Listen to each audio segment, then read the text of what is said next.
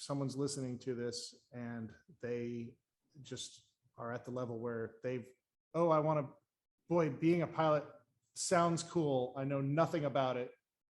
Like, where would you direct them to kind of start their investigation?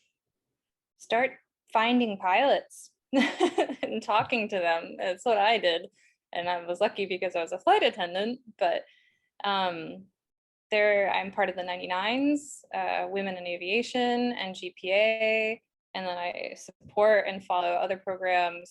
EAA has the Young Eagles program, AOPA, Sisters of the Sky, Fly for the Culture. There are so many programs and organizations out there, and it really does start with money. It's all about scholarships and spreading the wealth and leveling that playing field so that this is a tangible thing for people who are on the outside of the circle, so that they can come in and realize that they're just as qualified and welcome to be here as the rest of us. But for me, I saved up for about 1.5 years, maybe even 2 years before I jumped in.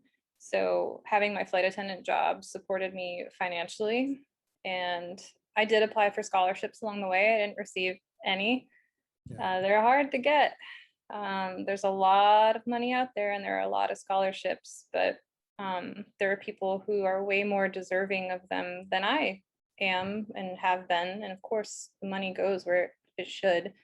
But these organizations definitely play a huge financial role for people. But for me, it was more of a support network. When I was a student pilot, my instructor, he, I think, realized I didn't have any women pilot friends outside of the airline I was working for at the time. And he suggested the 99s.